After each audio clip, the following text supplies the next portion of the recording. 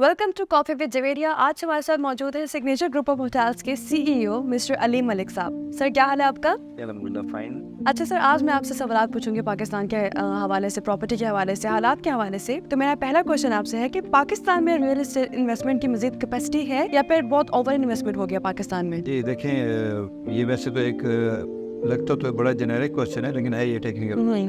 मैं अमूमन क्वेश्चन के आंसर थोड़ा ज़्यादा लेंथी कर देता हूँ, लेकिन ट्राई करूँगा थोड़ी सी याद करूँ। अच्छा, एक्चुअली देखिए, हमने अपने स्टैट्स पे बात करनी है। मैं पहले आपसे क्वेश्चन, इसके लिए मैं आपसे क्वेश्चन करता हूँ। आप कहाँ रहती हैं अभी? मैं F6 में रहती हूँ। तो आपकी स्ट्रीट में अप्रोक्सीमेटली कितने घर हैं? अप्रोक्सीमेटली काफ़ी सारे घर हैं। 20। हाँ 20-25। तो कितने लोग हैं जो खुद लैंडलॉर्ड्स हैं और कितने लोग हैं जो टेनेंट्स हैं, रेंट्स पे हैं? मतलब ऑब्वियसली घर तो 2-3 लोगों के अपने होंगे, बाकी सब तो रेंट पे रह रहे हैं। वो टेनेंट्स होते हैं। आप अगर मार्केट में जाएं और आप शॉपिंग करने जाएं तो जो शॉपकीपर होते हैं तो मोस्ट ऑफ द शॉपकीपर तो रेंट पे होते हैं। बिल्कुल हाँ। आप अगर किसी क्लिनिक में जाएं, किसी भी जगह पे जाएं तो 70 to 80 प्रॉपर्टीज जो हैं वो रेंट पे होती हैं। हाँ। और 20% प्रॉपर्टीज वो ओनर की होती हैं। तो इससे आप आपको डाटा मिल जाता है कि कितने लोगों की अपनी प्रॉपर्टीज हैं और कितने लोगों ने खरीदनी है। अब आपकी स्ट्रीट में जो लोग किराए पे रह रहे हैं, जो टेनेंट्स हैं, डेफिनेटली उनको अपना घर खरीदना है फ्यूचर, बिल्कुल उनके बच्चों ने भी खरीदना है। ऐसे ही। तो एक बहुत बड़ी कैपेसिटी मौजूद है। आप बिलीव करें, अगर आप डाटा लें तो अभी तक पाकिस्तान में 50% लोगों के अपने घर नहीं है। इवन 50, आप इस्लामाबाद का डाटा ले लें तो आप अगर रैंडम 10 पीपल्स को चूज करें, रैंडम जो लोग जा रहे हैं रोड पे, जिनकी इवन अपनी अच्छी गाड़ी है, जो एक अच्छी पोजीशन में है, उन्हें कहें कि do you have your own house in Islamabad, तो they will say no, definitely they will say no. अभी एक तो अफोर्डेबिलिटी भी नहीं है, लेकिन इवन छोटा घर भी 3 मरतबे 5 मरतबे का भी नहीं है, तो बहुत सारे लोग करेंगे। तो ऑफ कोर्स इन लोगों ने घर खरीदने। मैंने घर की एग्जांपल जस्ट इसलिए दी कि ये एक इजी टू अंडरस्टैंड है। बिल्कुल। अगर आप अपार्टमेंट की बात करें तो लोगों को अपार्टमेंट्स भी नहीं है, शॉप भी नहीं है, घर भी नहीं है। हाँ, कुछ किसी हद तक प्लॉट्स हैं कि वो सस्ती इन्वेस्टमेंट होती है। नॉर्मली सोसाइटीज जो होती हैं उनमें 3 लाख 5 लाख एक फाइल मिल जाती है, जो कि एक अलग वो एक टॉपिक होगा हमारा, कभी भी डिलीवर नहीं होती। लेकिन बहरहाल वो कोई प्रॉपर्टी ओन करना नहीं है। एक फाइल एक प्रॉपर्टी नहीं है, प्रॉपर्टी होती है जो कि एक एग्जिस्ट करे, जिसकी फिजिकल एक एग्जिस्टेंस हो। तो एक पेपर को तो प्रॉपर्टी कह नहीं सकते। हाँ, यूँ कह सकते हैं शायद 90% लोग बस आपने एक पेपर वाली फाइल होगी तो प्रॉपर्टी नहीं है। तो पाकिस्तान में बहुत ज़्यादा अभी ज़रूरत है प्रॉपर्टीज़ की। इंफ्रास्ट्रक्चर हमारा भी बहुत ज़्यादा ज़रूरत है हमें। देखिए, हमारी पॉपुलेशन की ग्रोथ रेशो वर्ल्ड की 5th लार्जेस्ट और फास्टेस्ट रेशो हमारी ग्रोथ की। हमारे यहाँ आबादी बहुत तेज़ी से बढ़ रही है। अगर अगेन मैंने कई पहले भी प्रोग्राम में वीडियो में बताया, पाकिस्तान में जो अच्छे शहर रहने के काबिल हैं या जहाँ पे लोग रेजिडेंस लेके आ रहे हैं, जो बात हो रहे हैं, वो बहुत थोड़ी सी सिटीज़ में या जो बंजर ज़मीनें हैं या जो गैर, या इसको कह सकते हैं कि जो रूरल एरिया है वो बहुत ज़्यादा है। अर्बन एरियाज़ की डेवलपमेंट बहुत कम है। ऐसे ही आप अगर आज भी सबका ड्रीम है इस्लामाबाद में घर हो, लाहौर में हो, कराची में हो, कोयटा में हो, या फिर बड़े शहरों में, तो छोटे जो शहर हैं उससे लोग मूव कर रहे हैं बड़े शहरों में। बिल्कुल। एक तो ये कैपेसिटी मौजूद है।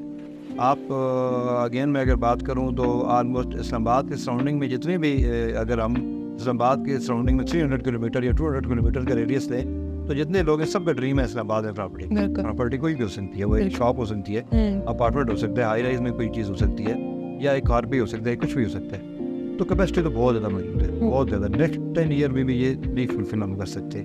रीज़न क्या हुई है? अभी तक देखें, पूरी दुनिया में इस कैपेसिटी को फुलफिल करने के लिए हाई राइज बनाए जाते हैं, ऐसे ही है, वर्टिकल डेवलपमेंट हो जाते हैं। हम लोग एक तो हॉरिजॉन्टल में जब गए तो हॉरिजॉन्टल हमारा मुल्क एरिया थोड़ा है, इंडिया तो बहुत बड़ा एरिया है। चाइना का देखें, रशिया का देखें तो बहुत ज़्यादा है। दुबई का देखें तो थोड़ा सा एरिया, लेकिन they have got two vertical developments. लेकिन हम क्योंकि हॉरिजॉन्टल में गए तो हमने जगह बहुत ज़्यादा कवर कर ली, लेकिन हमने इंफ्रास्ट्रक्चर नहीं बनाया। तो पाकिस्तान में बहुत ज़्यादा कैपेसिटी है। अब सिंगापुर की एग्जाम्पल ले लें तो सिंगापुर में आफ्टर एवरी 300 मीटर 300 मीटर जो पैदल चल के 5 मिनट, उसके बाद एक होटल है। आप किसी और मलेशिया में चले जाएं तो शायद 1 किलोमीटर के बाद एक होटल है, जो बड़े शहर हैं। अगर आप कहीं और न्यूयॉर्क में चले जाएं तो हर एक 500 मीटर या 1 किलोमीटर के बाद या 800 मीटर के बाद एक होटल है, कोई ना कोई एक अच्छा। लेकिन पाकिस्तान में नहीं है ऐसा। यहाँ इस्लामाबाद में ना अनफॉर्चुनेटली हमारे पास टोटल 2 से 3 होटल हैं, जो बड़े होटल हैं।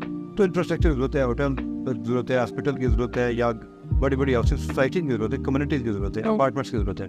तो नीड बहुत रहता है। सैचुरेशन लेवल अभी बिल्कुल भी नहीं आया। सैचुरेशन लेवल आता है सर्टन एक एरिया में। खोद करें, हमारे यहाँ गुलबर्ग मैं जस्ट एग्जांपल दूंगा, इससे वो नहीं कोई आपने रिजल्ट्स नहीं कर रहे, लेकिन गुलबर्ग में देखा जाए या वेरी फेदेट में इस्लामाबाद में देखा जाए तो वहाँ पे एक जगह पे बहुत ज़्यादा मॉल्स बन गए, एक जगह पे बहुत डेवलपमेंट होगी, वो एक सर्टन एरिया तो सैचुरेटेड हो गया, लेकिन आप उसको ये नहीं कह सकते कि पूरे शहर के वो सैचुरेटेड।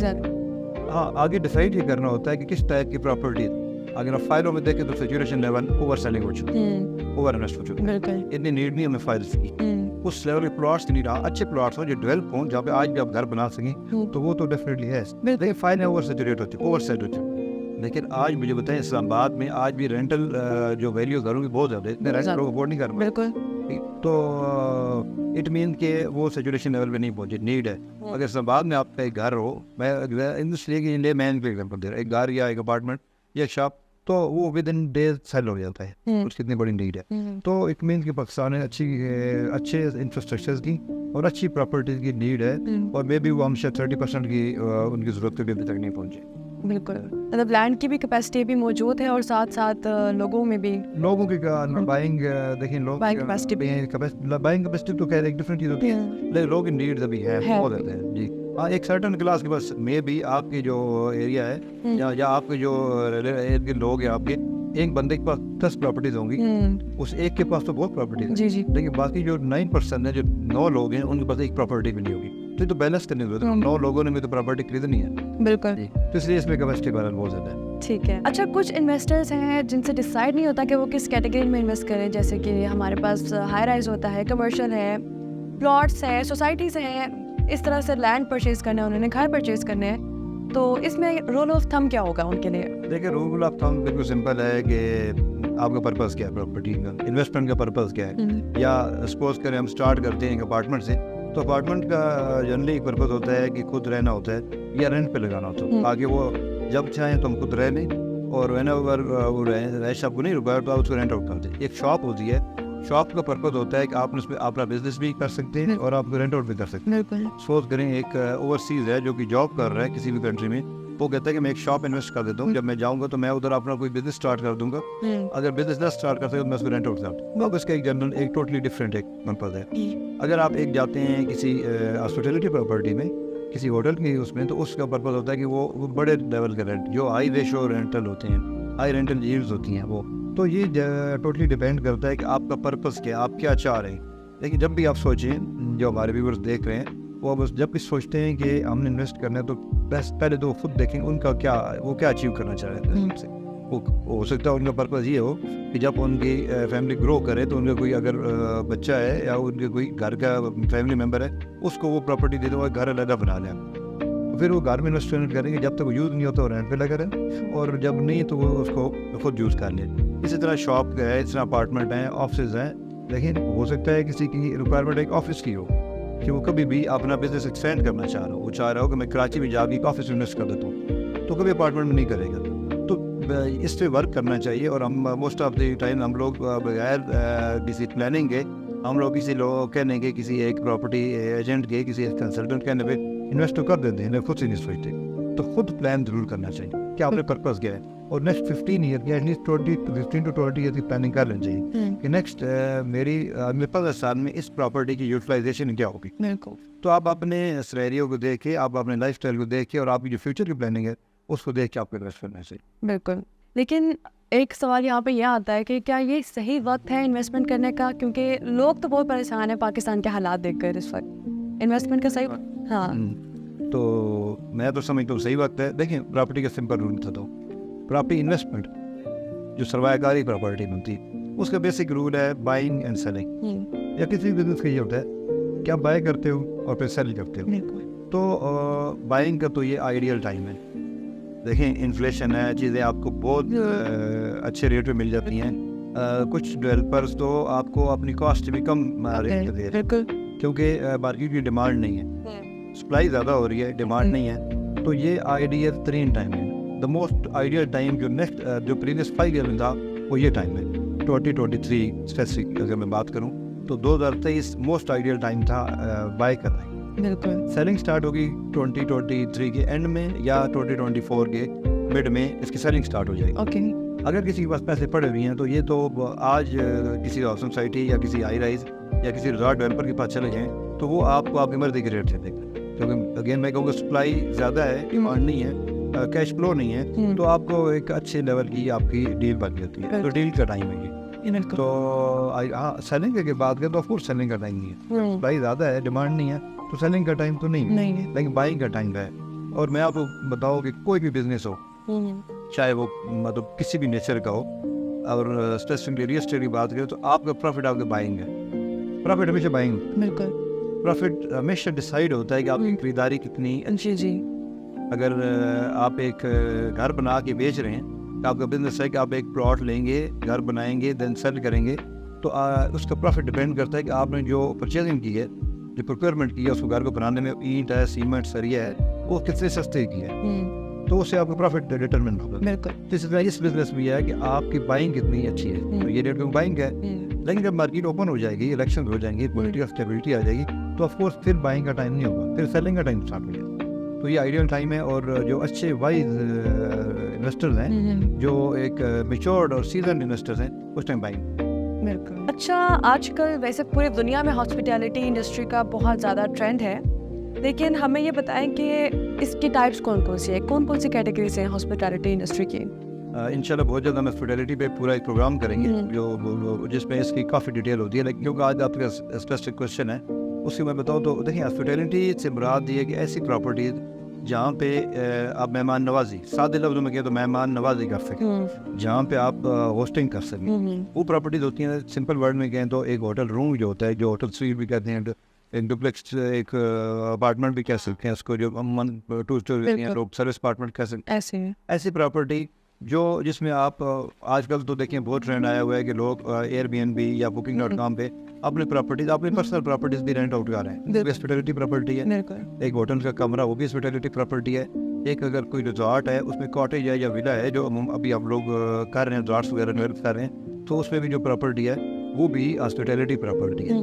कोई प्रॉपर्टी जो डे बेस पे या वीक बेस पे शॉर्ट टेन्योर के लिए रेंट आउट हो, और एक ऐसा विजिटर है जो कि शॉर्ट टर्म के लिए, शॉर्ट टाइम के लिए यूज़ करे, उसका रेंट पे करे, वो हॉस्पिटैलिटी प्रॉपर्टी है। इसके साथ सर्विसेज होती हैं, कुछ ऐसी प्रॉपर्टीज़ है जैसे आप एयरबीएनबी भी एक सर्विस अपार्टमेंट दे देते हैं, रेंट आउट कर देते हैं, तो उसमें नॉर्मली किचन मौजूद होता है, वो अपना फूड खुद कुक करते हैं, उसमें सर्विसेज ज़्यादा इन्वॉल्व नहीं होती।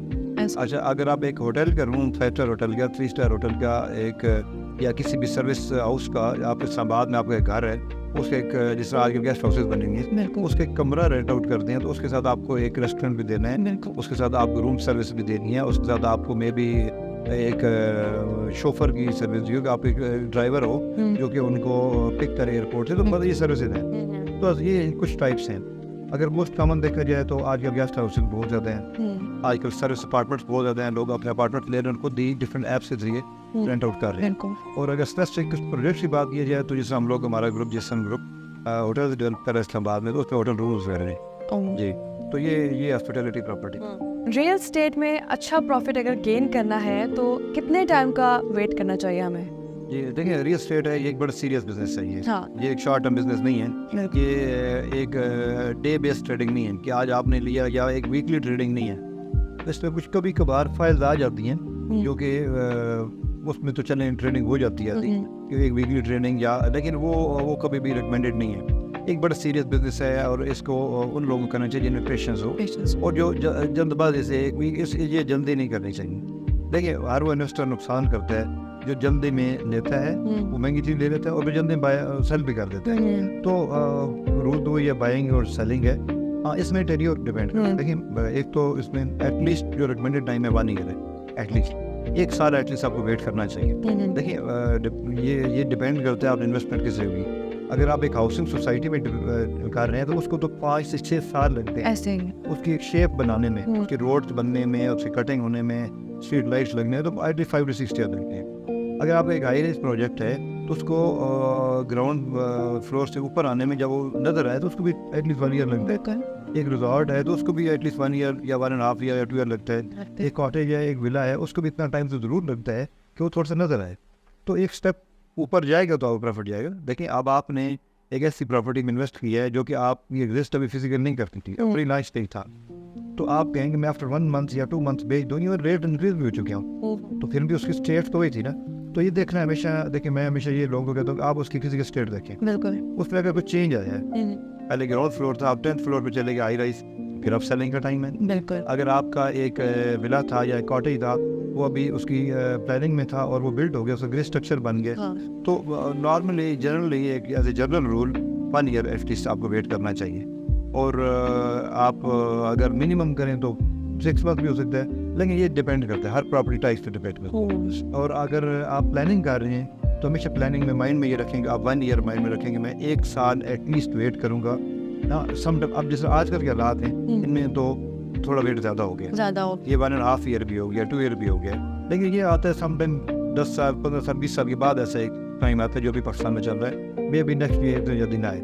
या अगर आप 2010 की, 12 की, 15 की, 2014 की बात करें तो तब 1 साल में एक अच्छा हैंडसम प्रॉफिट आ जाता था। तो जो लोग ये सोचते हैं कि हम अभी इन्वेस्ट करेंगे और 1 महीने बाद ही प्रॉफिट आएगा, वो गलत सोचते हैं, थोड़ा सा सब्र करना पड़ेगा। देखिए वो लोगों की बातों में आ जाते हैं, देखिए आजकल लोग करते हैं से आज इन्वेस्ट करो, कल 10 टाइम प्रॉफिट हो जाएगा, 20 टाइम प्रॉफिट हो जाएगा, 5 टाइम पैसा बढ़ जाएगा, 1 करोड़ लगाओ 5 करोड़ हो जाएगा।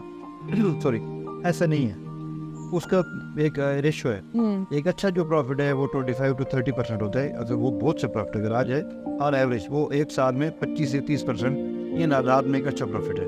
और वो भी 1 साल में। आपको आजकल बहुत सारे video, promotional video different marketing कंपनियों की वो मिलेंगे कि आप इन्वेस्ट करने साल में डबल हो जाएगा, तो वो डबल शाह वाला काम होगा। वो समटाइम आपका ओरिजिनल पैसा भी नहीं। बिल्कुल ऐसे ही है। रियल स्टेट इन्वेस्टमेंट में जो रिस्क फैक्टर है वो कितना ज़्यादा होता है और इन्वेस्टमेंट डूबने का कितना खतरा होता है? देखिए डूबने का 100% खतरा होता है अगर आपने वर्किंग ना की हो। तो बहुत सारे लोग ऐसे हैं जो अपना जितनी उनकी लाइफ सेविंग होती है वो समटाइम लूज कर देते हैं। सपोज करें एक हाउसिंग सोसाइटी लॉन्च हुई, वो डेवलपर का कोई पता ही नहीं था, वो लॉन्च हुई, उसकी फाइल सेल हुई, सपोज करें 5 लाख की फाइल दी और एक इन्वेस्टर ने 10 फाइल दे दी, 50 लाख 5 मिलियन इन्वेस्ट कर लिया और आफ्टर 3 मंथ पता चला कि सोसाइटी का ऑफिस भी बंद हो गया, वो बाहर तो कोई टोटल डूब गई। तो ऑफ कोर्स ये देखिए रिस्की बारल इन्वेस्टमेंट है ये, क्योंकि आप इन्वेस्ट करते हो और आपको जस्ट एक पेपर में पीस ऑफ पेपर मिलता है, आपको रिसिप्ट मिलते हैं, तो सब कोई भी दे सकता है। तो इसमें मोस्ट इम्पोर्टेंट होता है आपने एक रिलायबल ग्रुप चूज करना होता है। हम पाकिस्तान में देखें, बैरियर टाउन है, DHA है, हाउस सोसाइटीज़ में और कुछ नाम है, वो अच्छा काम कर रहे हैं। अगर आप हाई राइजेस में देखें, अपार्टमेंट देखें, तो जेसन ग्रुप अल्हम्दुलिल्लाह इस टाइम बहुत से नाम है, इनकी हिस्ट्री मौजूद। आप सबकी हिस्ट्री देखें, आप कोई भी डेवलपर है उसकी हिस्ट्री देखें, अनलेस के उसकी 10 ईयर्स की आपके पास हिस्ट्री ना हो, और उनकी पर्सनल भी देखें, वो उनकी ज़ाती हिस्ट्री क्या है, पिछले 10 सालों में उन्होंने क्या किया है। तो एक रिस्की इन्वेस्टमेंट है और बहुत सारे लोगों ने लाइफ में लूज़ की ऐसी अपनी इन्वेस्टमेंट्स। और ये स्कैम्स अगर आप जाएँ FIA में जाएँ और डिफरेंट डिपार्टमेंट्स में जाएँ, तो एंटी करप्शन में जाएँ, तो ये स्कैम्स तो बहुत ज़्यादा पड़ेंगे। बिल्कुल लोगों ने प्रोजेक्ट्स, इवन कुछ लोग तो ये प्लाजा तो हाई राइज शुरू करके वो भाग जाते हैं। अच्छा, वो कब भागते हैं? जब वो आपको एक ऐसे ख्वाब दिखाते हैं, जिससे पहले मैंने कहा कि 5 टाइम आपका पैसा बढ़ जाएगा, 10 टाइम बढ़ जाएगा। तो वो सादे लफ्ज़ में अगर कहें तो जब तक वो एक लालची को लालच है, तब तक फ्रॉडिये को अपॉर्चुनिटीज मिलती रहे, उसका फ्रॉड चलता रहता है। तो लालच ना करें, आप रियलिस्टिक बात करें और कैलकुलेटेड रिस्क लें। कैलकुलेटेड क्या रिस्क है कि आपको पता है कि उस डेवलपर की हिस्ट्री मौजूद है, 10 ईयर है, फिर ये मैक्सिमम 2 ईयर डिले खाने को, 1 ईयर डिले हो जाएगा, मैक्सिमम ये होगा, ये एक रिस्क है। कैलकुलेटेड रिस्क तो ठीक है, लेकिन आप बिल्कुल एक ऐसा रिस्क ना लेंगे, आपको डेवलपर का पता ही कोई नहीं है, उस सोसाइटी का पता ही नहीं है और इन्वेस्ट करके आप बैठ जाते हैं। बिल्कुल। तो बड़ा रिस्क इसमें है। अगर पाकिस्तान की, ये बहुत इंपॉर्टेंट सवाल है वैसे, पाकिस्तान की अगर करेंसी डीवैल्यू होती है तो जो रियल एस्टेट का इस वक्त इन्वेस्टमेंट का प्रॉफिट होगा या फिर लॉस होगा इस वक्त सबको? देखिए अगर आप कुछ इन जनरल तो 99% लोग लॉस होगा, लेकिन टेक्निकली देखा जाए तो लॉस नहीं होगा। अब ये भी बड़ी एक चीज़ है, इसको देखने की डेप्थ में देखने की जरूरत है। आप सपोज करें एक हाई राइज बिल्डिंग में इन्वेस्ट कर रहे हैं और उसकी पहले कॉस्ट थी, कंस्ट्रक्शन कॉस्ट थी 1 बिलियन, 1 अरब कॉस्ट थी। और अब जब पैसा डीवैल्यू हुआ तो उसकी अब कास्ट आ गई सपोज 2 बिलियन, 2 अरब उसकी कास्ट आ गई, और आपका वहाँ पे अपार्टमेंट था एक, तो अपार्टमेंट आपका डबल हो गया क्योंकि कंस्ट्रक्शन कास्ट बढ़ गई है ना।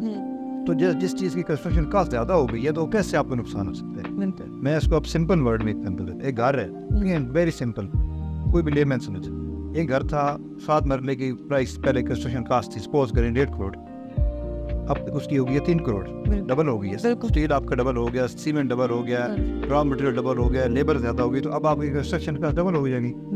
तो मुझे बताएं कि कैसे वो आपको फिर 1 करोड़ में मिल जाएगा, जबकि पहले 1.5 करोड़ कास्ट थी, अब 3 करोड़ हो गई। तो बिल्ड प्रॉपर्टीज तो आपको हमेशा प्रॉफिट, जितना डॉलर ऊपर जाता जाएगा बिल्ड प्रॉपर्टी उतनी महंगी होती जाएगी। अब क्वेश्चन आता है जी कि ये आम बंदे, आम लोग, जनरल पब्लिक क्यों समिति ला सकता है? Demand and supply.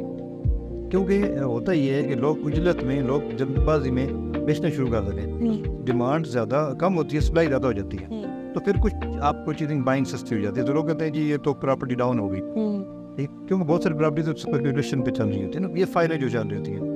Real property आज आप 6 में हैं, आप F10 में हैं या कहीं प्रॉपर्टी देखें, उसको उस डॉलर बढ़ने से उसकी कीमत बढ़ती जा रही है। पहले जब 6 में घर 20 करोड़ का था, आज वो 40 करोड़ का हो गया। बिल्कुल। लेकिन अब अगर फाइल्स देखा जाए जो स्पेकुलेशन पे चलती थी, जिनका रियल में कुछ नहीं होता था, वो एक बैलून बनता था उसकी, क्योंकि डिमांड कम हो गई तो उनके रेट कम हो गए। तो सिंपल इसका मैं थंब प्रूफ बता दूं कि अगर तो प्रॉपर्टी फिजिकल एग्जिस्ट करती है और वो कंस्ट्रक्टेड बिल्ड प्रॉपर्टी है, वो कभी भी डिवैल्यू नहीं होगी। For certain time, for 2 month 3 month 6 month demand कम हो सकती है, लेकिन वो बढ़ेगी। तो अगर डॉलर ऊपर जा रहा है तो जिन लोगों ने अपार्टमेंट्स खरीदी हुई हैं, जिन्होंने घर खरीदी हुई हैं, ऐसे प्रोजेक्ट्स में, जिन्होंने विला हमसे खरीदी हुई हैं, जिन्होंने कॉटेजेस खरीदी हुई हैं, जिन्होंने हाई राइज में कुछ प्रॉपर्टी खरीदी, उनकी प्रॉपर्टी हर रोज़ बढ़ती जा रही है उसके ऊपर, क्यों डेवलपर भी कॉस्ट बढ़ाता जा रहा है। तो ये तो एक कॉमन मैन की बात है कि जितनी कंस्ट्रक्शन का ज़्यादा होगी उस प्रॉपर्टी बाद में उसकी जब उसकी डिमांड आएगी तो शायद 3 टाइम या 4 टाइम होगी प्रॉपर्टीज में। तो ये जनरली तो लोग समझते हैं नुकसान होता है, लेकिन बारह टेक्निकली प्रॉफिट होता है। अब आप लोगों को सवालों के जवाब मिल गए होंगे। मिलते हैं नेक्स्ट कॉफी पे नेक्स्ट टॉपिक के साथ।